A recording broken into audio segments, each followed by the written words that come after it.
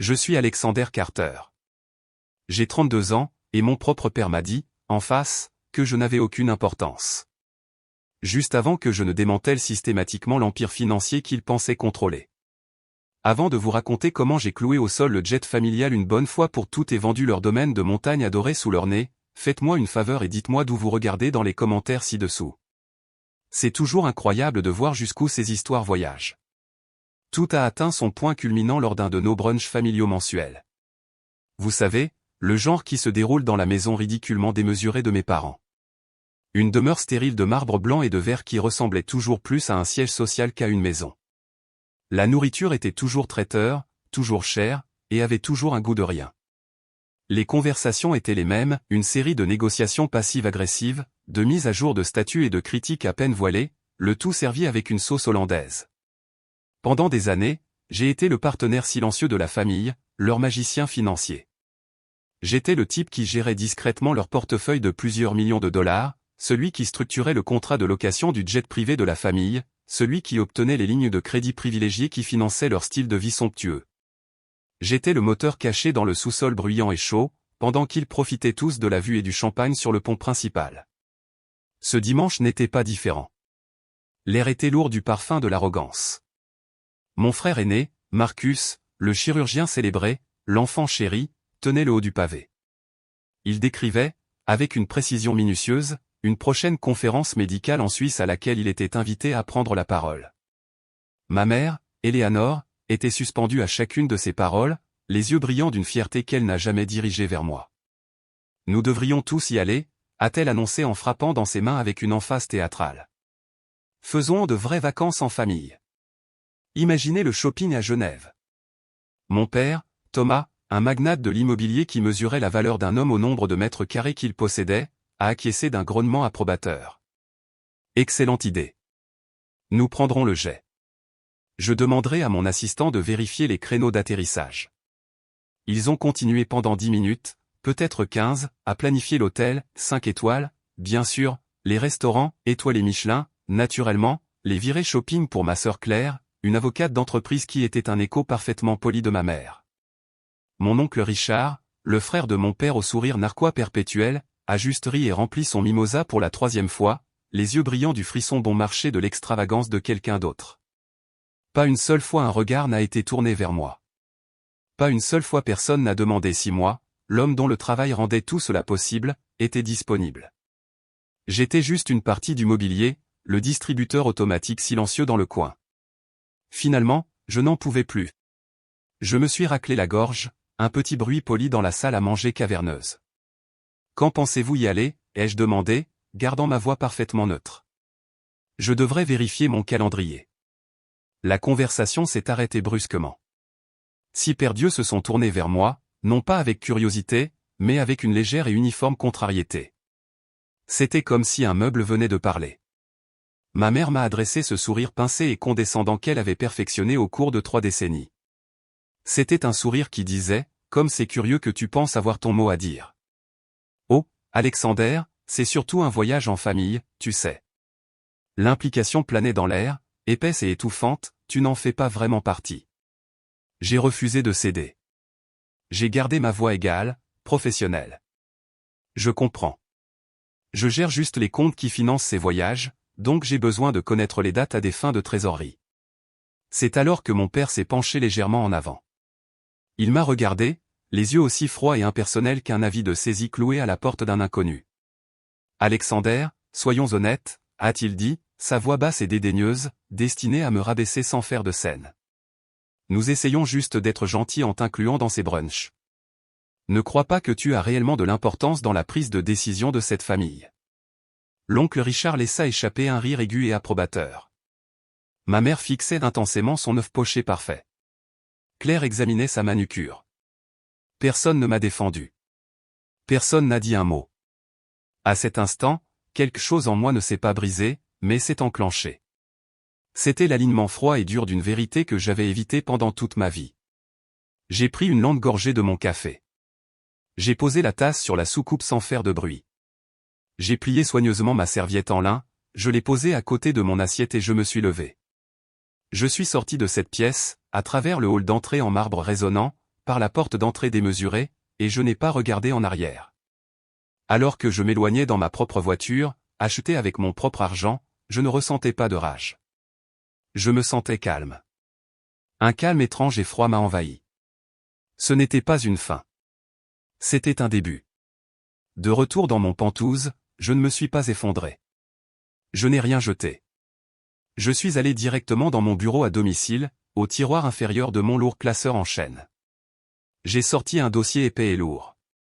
Sur l'étiquette, dans ma propre écriture soignée et précise, il y avait 2 mots, plan de secours. Il était temps. Le plan de secours n'était pas un document né de la chaleur d'une seule insulte. C'était une forteresse construite brique par brique sur une décennie d'observation silencieuse. C'était le point culminant d'un millier de petites coupures, d'un millier de moments où j'ai été négligé, d'un millier de fois où ma valeur n'était mesurée que par le solde de leur compte. C'était une stratégie née de la triste et froide réalisation que pour ma famille, je n'étais ni un fils ni un frère.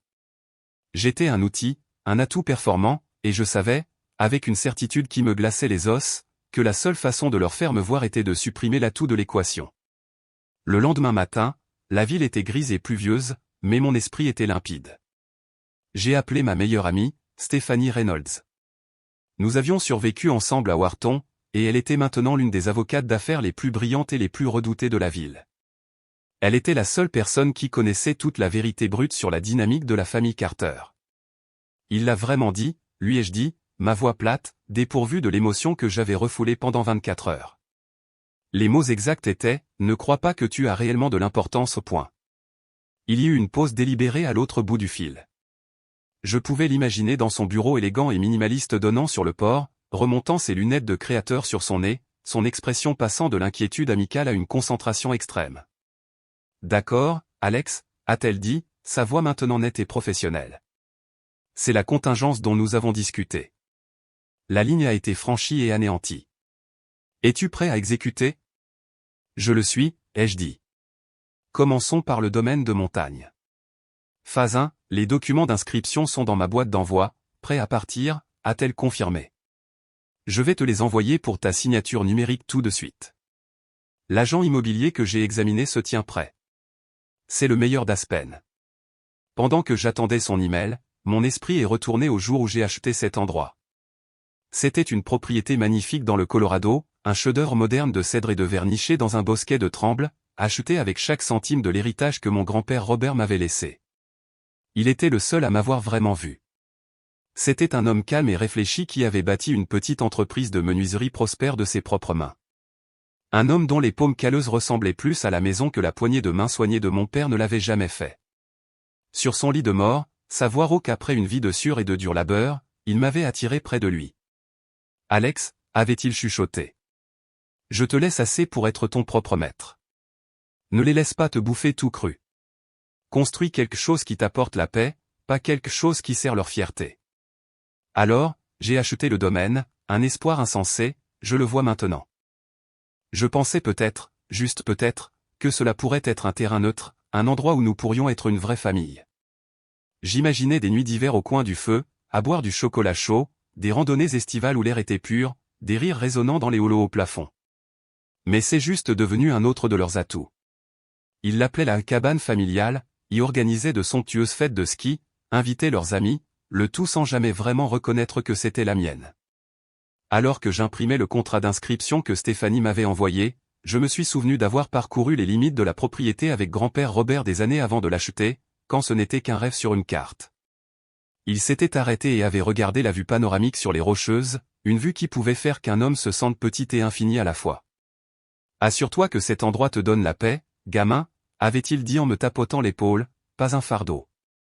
C'était devenu un fardeau, un monument à ma propre naïveté. Il était temps de le laisser partir. J'ai signé les papiers, je les ai scannés et je les ai renvoyés à Stéphanie. Le prix demandé était agressif, mais le marché était en feu, et la propriété était clé en main. Ensuite sur la liste, les finances, la source de vie. J'ai affiché la ligne de crédit partagée de la famille sur mon portail bancaire. C'était un compte de premier ordre avec une limite obscène, une carte noire qui ouvrait toutes les portes, le tout garanti par mes actifs et à mon nom. Ils étaient tous des utilisateurs autorisés, accumulant des factures pour des vêtements de créateurs, des hôtels 5 étoiles et des adhésions à des clubs de golf sans y penser à deux fois. Ils ne voyaient jamais les relevés. Ils ne faisaient que glisser les cartes. La commodité pour eux était une évidence. La responsabilité pour moi était absolue. J'ai composé le numéro de la ligne de clientèle privée de la banque. Alors que la douce musique classique d'attente jouait, un souvenir différent et plus dur a refait surface. J'avais 22 ans, fraîchement diplômé de Wharton, et je serrais contre moi un plan d'affaires méticuleusement étudié pour une petite entreprise d'investissement axée sur la technologie. J'avais demandé à mon père un prêt modeste, pas un cadeau. J'avais des feuilles de calcul, des analyses de marché, un plan sur 5 ans. Il avait examiné ma proposition dans son bureau caverneux, l'odeur du vieux cuir et du nouvel argent emplissant la pièce. Il l'avait fait glisser en retour sur son bureau en acajou poli. Les chiffres sont bons, Alexander, avait-il dit en joignant ses doigts, me regardant comme si j'étais une action légèrement décevante. Mais investir en toi est un trop grand risque. Tu n'as pas la présence, la gravité. Va travailler dans une banque. C'est plus sûr. Plus sûr pour qui? J'avais envie de crier, mais je me suis contenté d'acquiescer, l'humiliation formant une boule brûlante dans ma gorge, et je suis parti. J'ai trouvé un emploi dans une banque, j'ai gravi les échelons à partir du bas, et je suis finalement devenu la personne même en qui lui et le reste d'entre eux avaient confiance pour toute leur fortune. L'ironie était si épaisse que je pouvais m'étouffer avec. Banque privée, ici Sarah. Comment puis-je vous aider, monsieur Carter? Bonjour, Sarah, ai-je dit, ma voix ferme, ne trahissant rien de l'agitation intérieure. Ici Alexander Carter. J'aimerais commencer le processus de fermeture de ma ligne de crédit principale, numéro de compte se terminant par 8814. Il y eut un moment de silence stupéfait à l'autre bout du fil, une brèche dans le script lisse et professionnel. Fermez le compte, monsieur Carter? Êtes-vous absolument sûr? Il s'agit d'une ligne de crédit importante avec des avantages considérables. J'en suis sûr, ai-je dit. Veuillez envoyer immédiatement les notifications légales requises à tous les utilisateurs autorisés sur le compte, en les informant que la ligne sera résiliée à la fin du cycle de facturation actuel. Bien sûr, monsieur. Tout de suite. J'ai raccroché. C'était le domino numéro 2. La troisième et la plus complexe était le portefeuille d'investissement. C'était une collection massive et tentaculaire d'actions, d'obligations, de titres immobiliers et de placements en capital investissement. C'était mon chef-d'œuvre, un moteur de génération de richesses finement réglé que j'avais construit et géré pour eux gratuitement pendant près d'une décennie. Mon collègue, Jackson Montgomery, était un gestionnaire de portefeuille brillant et pragmatique. Il était méthodique, éthique, et le seul en qui j'avais confiance pour gérer la transition sans émotion. J'ai passé le reste de la journée et la plus grande partie de la nuit à rédiger un document de transition complet. Il faisait plus de 100 pages.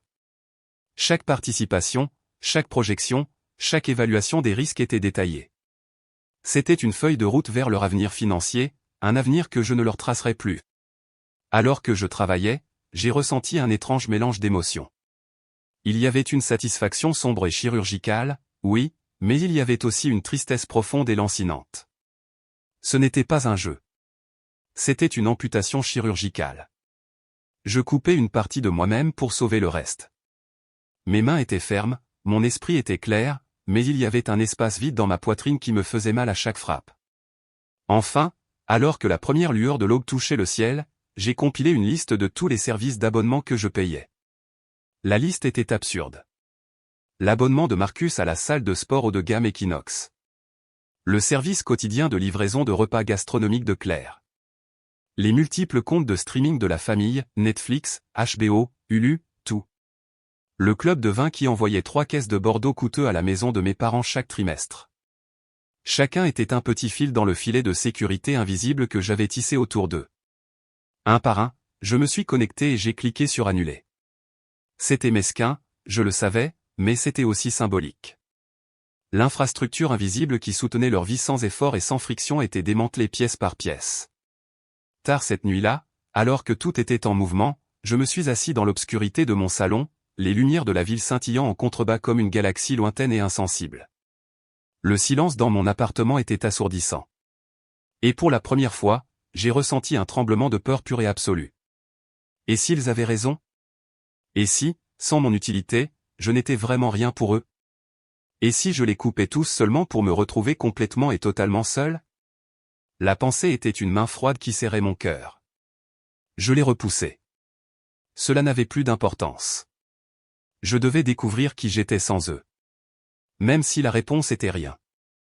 Le lendemain matin, j'ai joint le plan de transition du portefeuille de 100 pages à un email à Jackson Montgomery, objet, urgent et confidentiel, transfert de portefeuille, participation de la famille Carter. J'ai tapé un message bref et professionnel lui donnant toute l'autorité pour reprendre la gestion avec effet immédiat, citant un conflit d'intérêts personnel. Mon doigt était suspendu au-dessus du bouton envoyer. C'était le point de non-retour, la déclaration de guerre. J'ai pris une profonde inspiration et j'ai cliqué. L'email a disparu dans l'éther numérique. Le premier domino était tombé. Les premiers signes de la tempête n'étaient que de faibles tremblements, des textos confus et prétentieux qui ont commencé à arriver au compte-gouttes quelques jours plus tard, comme les premières gouttes de pluie avant un déluge. Le premier venait de ma sœur Claire. Hey, est-ce que mon service de livraison de repas a été annulé? Mon compte indique que le paiement a échoué. Super ennuyeux. Tu peux réparer ça? Pas s'il te plaît, pas merci, juste répare ça. J'ai lu le message, l'ordre décontracté qui avait défini notre relation, et je l'ai simplement supprimé. Pas de réponse. 1 heure plus tard, un texto de ma cousine Jenna. Elle vivait dans la maison d'hôte sur la propriété de mes parents, un arrangement de vie que j'avais discrètement facilité pour elle quand elle était en difficulté. Question bizarre, mais est-ce que ton compte Netflix est hors service? Impossible de se connecter. On était au milieu d'une série. Supprimé. Ce n'était que des ondulations, des inconvénients mineurs pour des personnes qui n'avaient jamais rien connu d'autre, mais elles n'avaient pas encore fait le lien. Elles les voyaient comme des bugs techniques, le genre d'administration ennuyeuse dont l'aide était censée s'occuper. La véritable première onde de choc a frappé vendredi après-midi. Mon téléphone a sonné, et l'identification de l'appelant indiquait Oncle Richard. Je l'ai laissé aller à la messagerie vocale. 1 minute plus tard, il a sonné à nouveau, et encore. À la 4e tentative, j'ai répondu, en mettant le téléphone sur haut-parleur, un œuf froid se resserrant dans mon estomac. « Qu'est-ce que tu as foutu » a-t-il rugi, sa voix déformée par une fureur presque comique dans son intensité. « Je ne suis pas sûr de ce à quoi vous faites référence, oncle, ai-je dit, ma voix étant un contrepoint calme et froid à sa rage. Le domaine de montagne. Notre voisin Bob vient de m'appeler. Il y a un panneau à vendre sur la pelouse. Un grand panneau moche. Tu vends la cabane familiale sans en parler à personne. Ce n'était jamais la cabane familiale, Richard, ai-je dit, les mots froids et précis, chacun une pierre soigneusement placée. C'est ma propriété. L'acte, le titre, l'hypothèque. Tout est à mon nom. J'ai décidé de la vendre. Tu ne peux pas faire ça. On a des projets pour Noël. Ta tante a déjà acheté de nouveaux équipements de ski. Les enfants avaient hâte. Alors je suggère qu'elle trouve une autre montagne pour skier. La propriété m'appartient légalement pour être vendue, et elle est en cours de vente. Fin de l'histoire. Je vais te poursuivre. Je vais le dire à ton père. Il va te déshériter. Il va te couper les vivres. Est-ce une menace, ai-je demandé, une lueur de quelque chose de chaud s'agitant finalement dans ma poitrine. L'audace de menacer de me couper les vivres des personnes même dont je m'échappais. Parce que Stephanie Reynolds, mon avocate, attend avec impatience un appel de votre avocat. Je suis sûr qu'ils auront une conversation très productive sur la définition juridique de la propriété. Je l'ai entendu bafouiller à l'autre bout du fil. La mention d'un avocat, mon avocat, l'avait clairement pris au dépourvu. C'était un tyran, et les tyrans sont des lâches. Ils sont habitués à ce que leurs victimes se recroquevillent, pas à ce qu'elles fassent appel à un avocat. Tu ne ferais pas ça, balbutia-t-il, son rugissement réduit à un couinement pathétique. Essaie, dis-je, et je raccrochai. Cet appel a été la fusée éclairante qui a illuminé le ciel. En moins d'1 heure, mon téléphone est devenu inutilisable. C'était un assaut numérique implacable, un barrage d'appels et de SMS de mes parents, de Marcus, de Claire, de ma tante. Les notifications étaient une cascade de colère, de confusion et d'exigence. J'ai regardé l'écran s'allumer encore et encore, le nom de ma mère clignotant, puis celui de mon père. J'ai éteint le téléphone, le silence qui a suivi étant à la fois bienheureux et terrifiant. Je l'ai mis dans un tiroir et je suis sorti de mon appartement. Je suis allé dans une librairie, j'ai acheté un roman que j'avais l'intention de lire et je me suis assis dans un parc tranquille, le soleil de fin d'après-midi sur mon visage. Pour la première fois de ma vie, leur chaos n'était pas mon problème. C'était un sentiment étrange, lourd et libérateur. Les retombées professionnelles sont arrivées le lendemain matin par email. C'était de Jackson. Objet, urgent, portefeuille Carter. Alex, ton père est au téléphone avec moi et mon chef de département, Bill, depuis toute la matinée. Il prétend que tu n'as pas le pouvoir de transférer la gestion et menace d'intenter une action en justice contre l'entreprise si nous continuons. Il parle de violation de l'obligation fiduciaire. Les choses sont tendues ici. Le PDG, Monsieur Harrison, veut te voir lundi à 9h tapante. Mon cœur battait la chamade dans ma poitrine. C'était la partie que j'avais crainte. Ma famille était une chose, mais ma carrière, la seule chose que j'avais construite pour moi-même, en était une autre. J'avais bâti ma réputation sur le fait d'être méticuleux, professionnel et discret. C'était désordonné. C'était bruyant. J'ai pris quelques respirations profondes, forçant la panique à redescendre. Je m'étais préparé à ça. J'avais tous les documents juridiques, toutes les autorisations signées, toutes les chaînes de mails enregistrées et organisées dans une salle de guerre numérique. J'ai appelé Stéphanie. Il joue dur, lui dis-je en lisant à voix haute l'email de Jackson. Bien sûr que oui, dit-elle, sa voix calme et rassurante. C'est ce que font les tyrans quand leur pouvoir est contesté. Ne t'inquiète pas, Alex. La loi est de ton côté. Tu as le pouvoir discrétionnaire exclusif, et ils ont signé les papiers qui te l'ont donné il y a des années.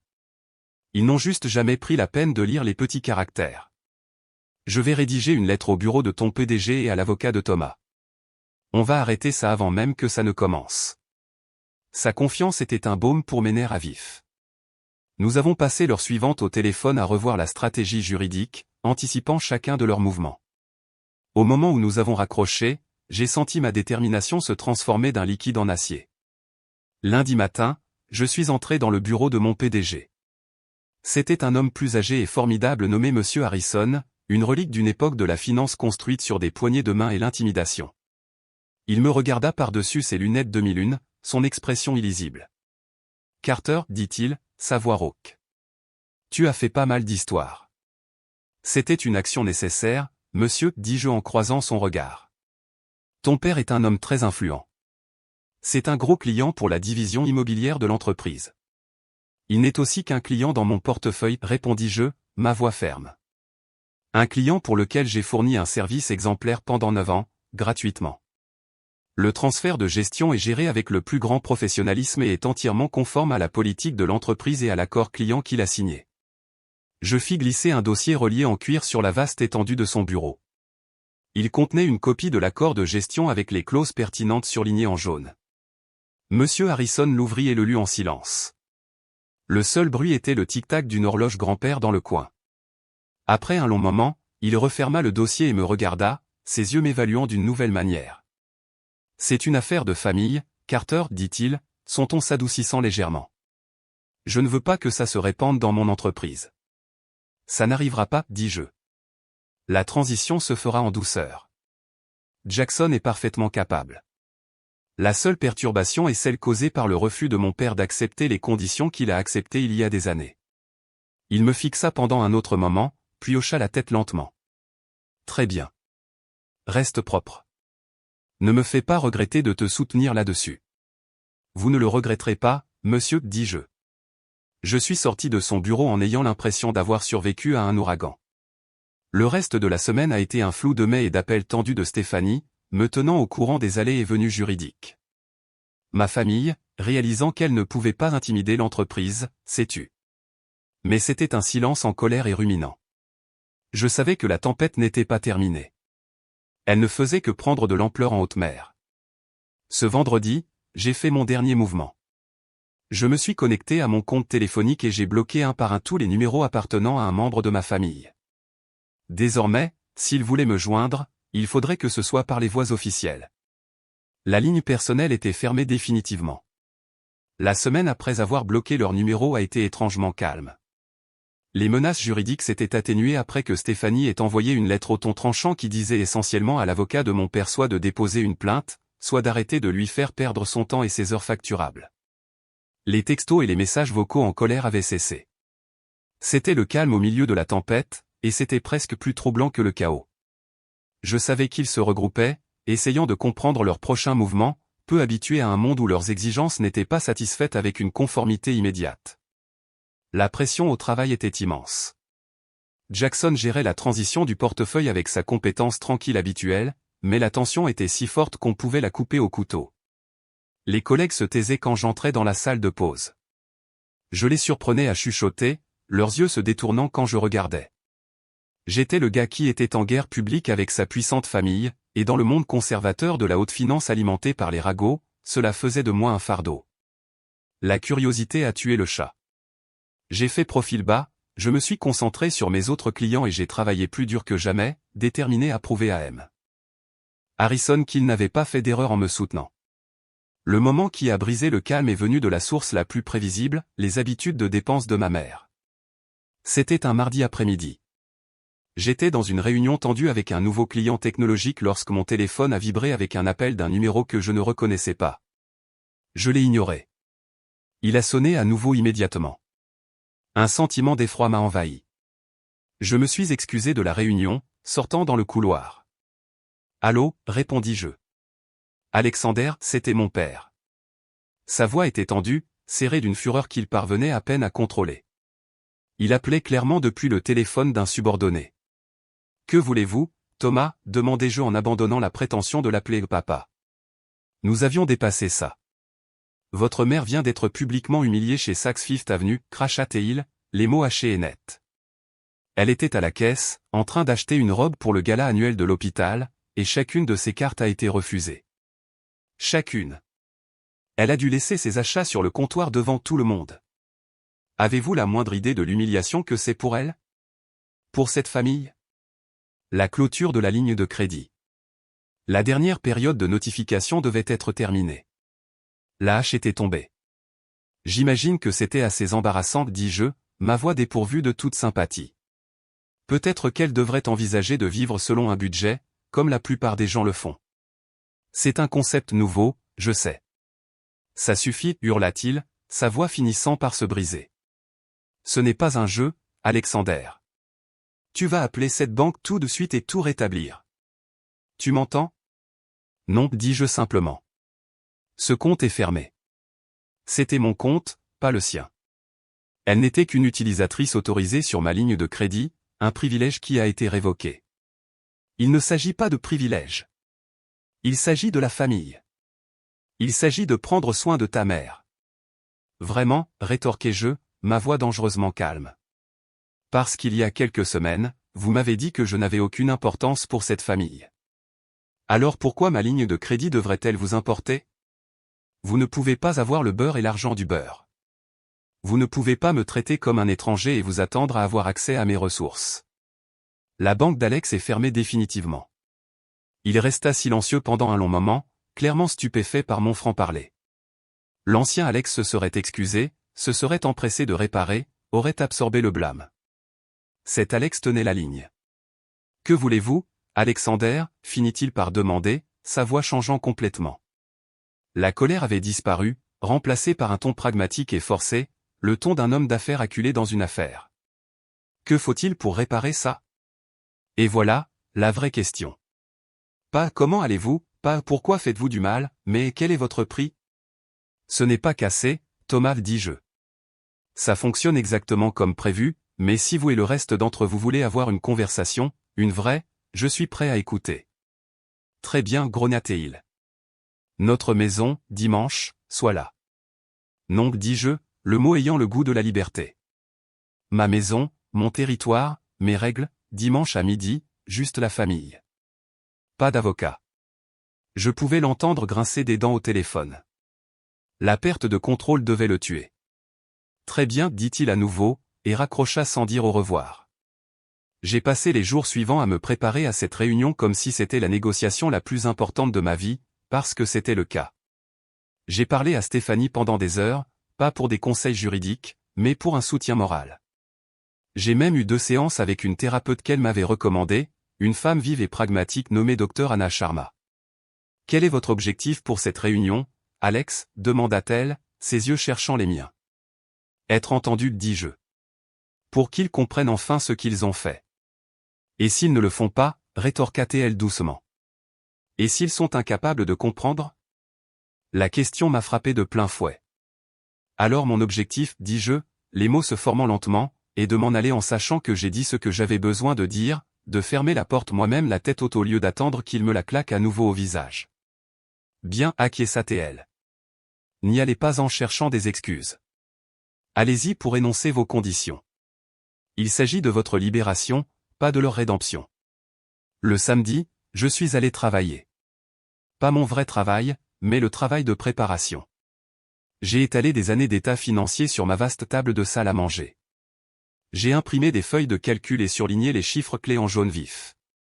J'ai créé des dossiers individuels reliés en cuir pour chaque membre de ma famille, mes parents, Marcus et Claire. À l'intérieur de chacun, j'ai placé un résumé détaillé de plusieurs pages des avantages financiers qu'ils avaient reçus directement de ma gestion, les économies d'intérêt sur leurs hypothèques, les frais annulés sur leurs comptes, la croissance stupéfiante du portefeuille. Et puis j'ai imprimé le relevé de carte de crédit de l'année dernière, les vacances, les sacs de créateurs, les dîners à 5 000 $, les journées au spa, les frais de club de golf. Tout cela exposé en noir et blanc. Il ne s'agissait pas de les faire honte. Il s'agissait de les confronter à la seule chose qu'ils comprenaient vraiment, le résultat net, la vérité froide et dure des chiffres. Ils avaient dédaigné mon travail en disant que je n'étais juste bon avec les chiffres. J'étais sur le point de leur montrer exactement ce que ces chiffres signifiaient, ce que ces chiffres leur avaient acheté. Alors que je plaçais le dernier relevé dans le dernier dossier, j'ai ressenti un sombre sentiment de finalité. La tempête ne se rassemblait plus. Elle était sur le point de toucher terre ici même dans mon salon. Dimanche à midi, précisément, ma sonnette a retenti. J'ai pris une dernière respiration profonde, redressé le col de ma chemise et j'ai ouvert. Il se tenait là dans le couloir comme un front uni, une délégation envoyée pour traiter un état voyou. Mon père, Thomas, se tenait au centre, la mâchoire serrée, rayonnant une aura d'autorité impatiente. Ma mère, Éléanore, était à ses côtés, son expression un masque de froide indignation, sa blouse de soie coûteuse une armure. Mon frère, Marcus, avait l'air profondément mal à l'aise, changeant son poids d'un pied à l'autre, incapable de croiser mon regard. Claire, ma sœur, avait les bras croisés, son visage un parfait miroir de la désapprobation de notre mère. Et derrière eux, à ma surprise, se tenaient mon oncle Richard et ma tante Patricia. Il avait l'air suffisant, un spectateur qui avait acheté des places au premier rang pour une exécution publique. Elle avait juste l'air triste, les yeux remplis d'une pitié familière hélas. Entrez, dis-je, ma voix plus calme que je ne le ressentais. Je reculai et leur fis signe d'entrer dans mon salon. J'avais disposé les sièges avec soin, un fauteuil pour moi, face à un grand canapé en face. Ils étaient le public. J'étais sur scène. J'avais disposé du café et des pâtisseries sur la table basse, servis sur le lourd plateau en argent orné qui avait appartenu à grand-père Robert, un petit rappel silencieux de l'endroit d'où venait mon véritable héritage, mon intégrité. Ils s'assirent, un bloc silencieux et hostile sur mon canapé. C'était une manifestation physique de leur unité contre moi. Mon père, bien sûr, a commencé la procédure, renonçant à toute prétention de politesse. Alexander, commença-t-il, sa voix celle qu'il utilisait pour intimider les entrepreneurs et les fonctionnaires de la ville, nous sommes ici pour mettre fin à cette perturbation. Tu as fait valoir ton point de vue. C'était enfantin et destructeur, mais tu l'as fait valoir. Il est maintenant temps de rétablir les choses telles qu'elles étaient. Je laissai le silence planer dans l'air pendant un moment, laissant son arrogance résonner dans la pièce. Puis je parlais, en regardant chacun d'eux à tour de rôle. Merci d'être venu, dis-je, mais je pense que vous comprenez mal le but de cette réunion. Ce n'est pas une négociation. C'est une annonce. Une annonce? Ma mère ricana, un son cassant et laid. Ne sois pas si dramatique, Alexander. C'est inconvenant. Ce n'est pas du théâtre, mère. C'est un énoncé de fait. Pendant toute ma vie d'adulte, j'ai géré la richesse de cette famille. Je l'ai construite, protégée et fait croître. Et en retour, j'ai été toléré au mieux, et au pire traité comme un serviteur glorifié. C'est ridicule, marmonna Marcus, levant finalement les yeux du sol. Tu as toujours été inclus dans tout. Inclus? Oui, rétorquai-je, ma voix tranchante. Valoriser? Non. Laisse-moi te demander quelque chose, Marcus. L'acompte pour ta première maison, la belle maison coloniale dont tu es si fier, d'où vient-il? Il rougit d'un rouge foncé et laid. Du compte d'investissement familial. Mon compte, le corrigeai-je, ma voix comme de la glace, celui que j'ai mis en place et que je gère, celui qui a généré un rendement de 27% l'année dernière, un rendement qui a payé le voyage prolongé de ta famille en Europe, la nouvelle Tesla de Claire et la collection de montres Patek Philippe Vintage de papa. Vous voyez, vous aimez tous les résultats de mon travail, mais vous n'avez que du mépris pour le travail lui-même, ou pour la personne qui le fait. Eleanor agita une main dédaigneuse, un geste qu'elle avait utilisé pour balayer mes réalisations toute ma vie. Oh, Alexander, tu as toujours été trop sensible. Nous avons tous nos rôles dans cette famille. Le tien est d'être bon avec les chiffres. C'est ce que tu fais. Je me penchai en avant, ma voix baissant, et pour la première fois, ils virent quelque chose dans mes yeux qu'ils n'avaient jamais vu auparavant. Laisse-moi vous montrer mon rôle. Je pris les dossiers reliés en cuir que j'avais préparés. Vous dites que la famille m'a toujours soutenu. Regardons les chiffres, si vous voulez bien. Je ne leur ai pas encore remis les dossiers. Je les ai utilisés comme mon arme. J'ai tenu le premier, sa couverture portant ses initiales en relief. EC. Mère, vous parlez de soutien. L'année dernière, les dividendes d'une seule action pharmaceutique que j'ai choisie pour le portefeuille, une action que vous m'avez dit être ennuyeuse, ont payé toute votre garde-robe, y compris les dépenses extravagantes à 5 chiffres chez Saks qui vous ont tant contrarié. Son visage devint pâle. La couleur s'est drainée de ses joues, ne laissant derrière elle que son maquillage soigneusement appliqué. Je me suis tourné vers mon père, tenant son dossier. Papa, tu es fier d'être un self-made man, un magnate de l'immobilier.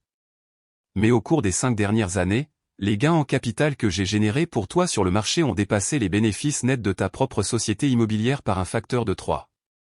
Tu n'as pas été un magnate. Tu as été un retraité avec un très bon gestionnaire de fonds. Son visage, habituellement si rougeaud et confiant, devint rouge tacheté et furieux. Il ouvrit la bouche, mais aucun son ne sortit.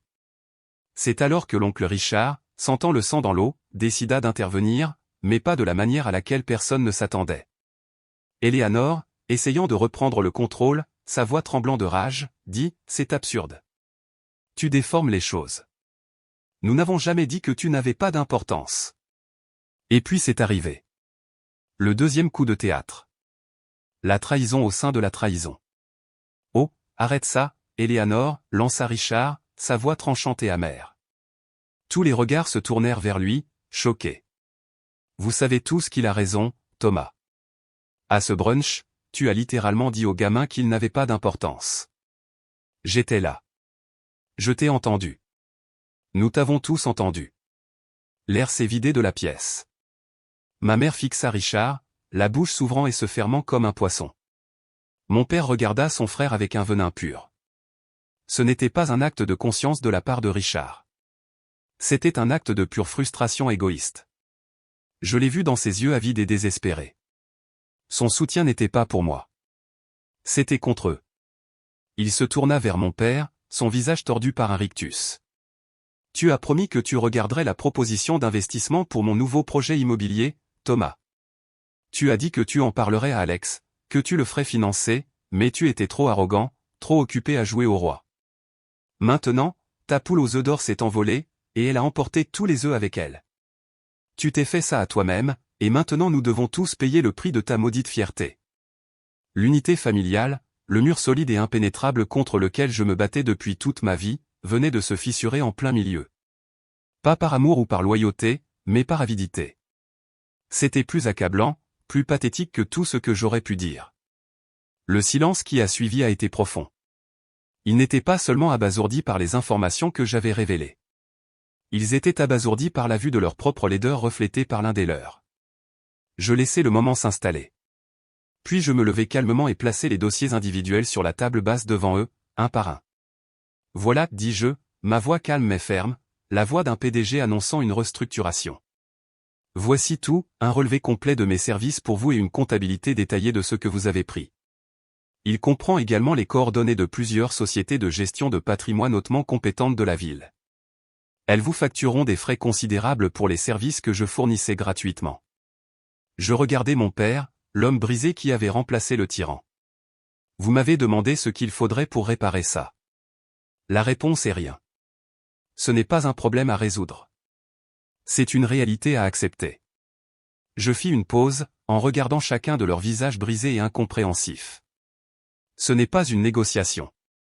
C'est une annonce. Ma démission prend effet immédiatement. Le silence dans la pièce après ma déclaration finale était plus lourd que n'importe quelle dispute ne pourrait jamais l'être. C'était le silence profond et irrespirable de l'échec. Ils restèrent assis là, abasourdis, fixant les dossiers reliés en cuir sur la table comme s'il s'agissait de serpents venimeux. Claire était pâle, ses traits habituellement nets relâchés par le choc. Marcus étudiait le motif complexe de mon tapis persan avec une concentration intense, comme s'il contenait les réponses à l'univers. Le visage de ma mère était un masque figé d'incrédulité, son monde soigneusement construit brisé autour d'elle. Lentement, l'oncle Richard se leva, le visage masqué de dégoût. Il lança un dernier regard méprisant à mon père, puis sortit sans dire un mot, claquant la porte derrière lui. La tante Patricia hésita, ses yeux croisant les miens pendant une fraction de seconde. Il contenait un univers de mots non dits, de la pitié, du regret, peut-être même une once d'admiration. Puis elle se tourna et suivit son mari, complice silencieuse jusqu'à la fin. Un par un, les autres se levèrent pour partir, se déplaçant comme des automates. Claire ne voulait pas croiser mon regard, serrant sa veste contre elle comme si elle avait soudainement froid. Marcus marmonna quelque chose qui aurait pu être mon nom et se dépêcha de sortir, désireux d'échapper à l'épave. Ma mère passa devant moi comme si j'étais un meuble, le dos droit comme un piquet, sa dignité étant la seule chose à laquelle elle pouvait s'accrocher. Seul mon père resta. Il se tenait au milieu de mon salon, paraissant plus petit que je ne l'avais jamais vu. Le magnate, le patriarche, le roi de son propre petit royaume cruel, avait disparu. À sa place, il n'y avait qu'un vieil homme, l'air perdu et vaincu dans une maison qui n'était pas la sienne. Il ouvrit la bouche pour parler, puis la referma. Il passa une main sur son visage, un geste de profonde exhaustion que je ne lui avais jamais vu faire auparavant. Il avait toujours été un homme en mouvement perpétuel. Maintenant, il était immobile. Je ne réalisais pas, dit-il, sa voix rauque, à peine un murmure. Il ne me regardait pas, mais le canapé vide où sa famille venait d'être assise, je ne réalisais pas que c'était arrivé à ce point. Ce n'étaient pas des excuses parfaites. Ce n'était pas le mea culpa sincère d'un film hollywoodien.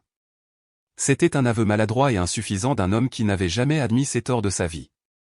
Il était toujours entrelacé avec l'implication subtile qu'il s'agissait d'une situation qui était arrivée quelque part d'elle-même plutôt qu'une destination vers laquelle il nous avait conduit lui-même. Mais c'était un début. C'était une fissure dans l'armure. C'est arrivé à ce point le jour où tu as décidé que ma valeur était conditionnelle, dis-je, ma voix plus douce maintenant. La colère s'était drainée de moi, remplacée par une tristesse vaste et lasse. C'est à ce point depuis très longtemps, papa. Je suis juste le seul qui était prêt à le dire à voix haute. Il hocha la tête lentement, ne me regardant toujours pas. Il marcha jusqu'à la porte, s'arrêta la main sur le bouton, puis partit, la fermant doucement derrière lui. Le clic du loquet résonna dans le silence soudain et absolu.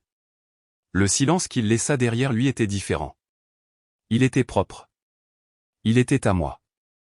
Je marchais jusqu'à la fenêtre et regardais la ville. Je me sentais vidé, épuisé, mais aussi léger. Le poids de leurs attentes, un fardeau que j'avais porté si longtemps que j'avais oublié qu'il était là, était enfin, irrévocablement parti. Les jours suivants ont été calmes. Je m'attendais à plus de retombées, à plus d'appels en colère de téléphone jetables, à plus de manœuvres juridiques, mais il n'y a eu rien, juste un silence profond et assourdissant de leur coin du monde. J'ai appris de Stéphanie que la vente du domaine de montagne s'était conclue sans accroc. L'argent, une somme nettement supérieure au prix demandé, était sur mon compte. Les nouveaux propriétaires, un entrepreneur technologique et sa famille, étaient apparemment ravis. Une semaine plus tard, mon agent immobilier m'a transféré un email d'eux. Il contenait une seule photo, 2 petits-enfants en combinaison de ski aux couleurs vives construisant un bonhomme de neige bancal dans la cour avant, leur visage rayonnant d'une joie pure. Ça ne faisait pas aussi mal que je le pensais. La maison apportait enfin la paix à quelqu'un. Ce n'était juste pas moi. Puis, environ une semaine après la réunion, mon téléphone sonna. C'était un numéro inconnu, et j'ai failli l'ignorer, supposant que c'était l'un d'eux essayant de contourner mon blocage. Mais quelque chose m'a fait répondre. « Bonjour, Alexander. » La voix était calme, hésitante. C'était ma tante Patricia. « Tante Patricia, dis-je, surpris. Est-ce que tout va bien? Je suis désolé de vous déranger. Je sais que vous ne voulez pas avoir de nos nouvelles. Je voulais que vous sachiez quelque chose. » Elle prit une inspiration tremblante. « L'autre soir, après que nous ayons quitté votre appartement, Richard et votre père ont eu une terrible dispute. Je ne les ai jamais vus s'en prendre comme ça. Des choses ont été dites, des choses qui ne peuvent pas être effacées. Je suis désolé d'entendre ça, dis-je, et cette fois, je le pensais.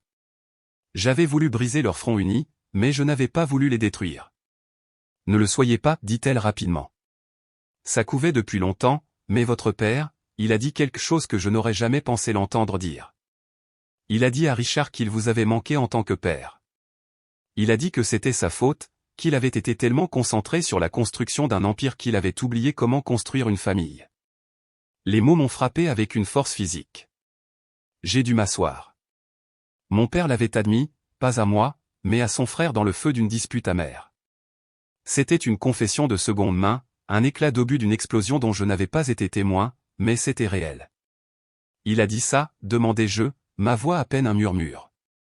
Oui, confirma-t-elle, sa voix douce. Je pensais que vous devriez savoir. Pour ce que ça vaut. Merci, tante Patricia, dis-je, la gorge serrée. Merci de me l'avoir dit. Prends soin de toi, Alexander, dit-elle, et raccrocha. Je restais là, le téléphone à la main, regardant à nouveau par la fenêtre. Les lumières de la ville commençaient à scintiller alors que le crépuscule s'installait. Elles semblaient un peu plus brillantes, un peu plus claires qu'avant. Ce n'était pas le pardon. Ce n'était pas une résolution, mais c'était une reconnaissance. Et pour la première fois depuis très, très longtemps, ça me sembla suffisant. Les 6 mois qui suivirent furent comme réapprendre à respirer après avoir été sous l'eau toute une vie. Le silence de ma famille n'était plus troublant. Il était paisible. J'ai déversé mon énergie dans mon travail, dans mes amitiés avec Stéphanie et Jackson, et dans le lent et tranquille processus de redécouverte de qui j'étais sans la pression constante et oppressante des attentes de ma famille. J'ai aussi commencé à construire quelque chose de nouveau. En remplissant cette promesse à mon grand-père, j'ai utilisé une partie du produit de la vente du domaine pour créer une petite fondation à but non lucratif. C'était un projet passionnant, quelque chose que je gérais pendant mon temps libre les soirs et les week-ends. La mission était simple, fournir des services de coaching et de planification en littératie financière à titre gracieux aux familles à faible revenu, aux parents seuls et aux jeunes qui débutaient. Je voulais leur donner les outils et les connaissances que ma propre famille avait tenus pour acquis, le genre d'orientation qui pouvait changer la trajectoire d'une vie. Mes premiers clients étaient un jeune couple, un enseignant et un pompier avec un nouveau bébé et une montagne de dettes étudiantes. Nous nous sommes rencontrés dans un petit espace de bureau loué un samedi matin. Ils étaient nerveux, pleins d'espoir et si sincèrement reconnaissants que c'était presque pénible à voir.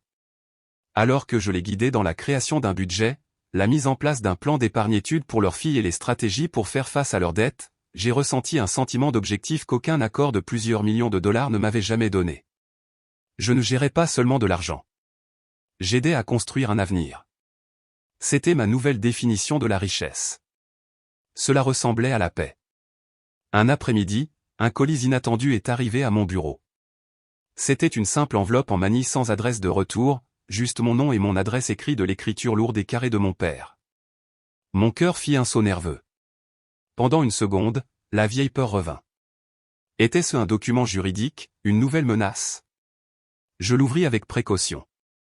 À l'intérieur, il n'y avait pas de lettre, juste un article de journal, un article du Wall Street Journal sur une tendance du marché de niche sur laquelle nous nous étions disputés il y a des mois, une tendance sur laquelle j'avais eu raison et il avait eu tort.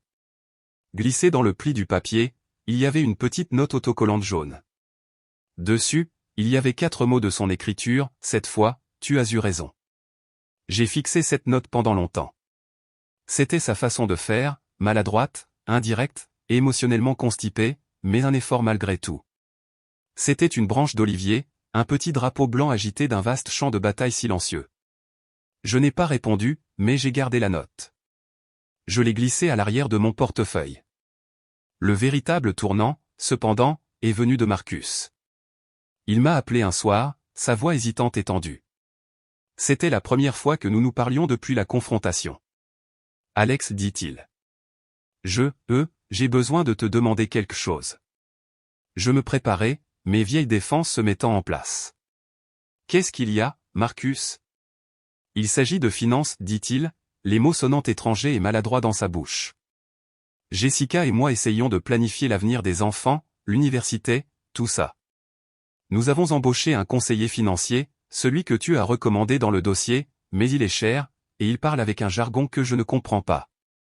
Il me fait me sentir comme un idiot. Il fit une pause, et je pus l'entendre prendre une profonde inspiration tremblante.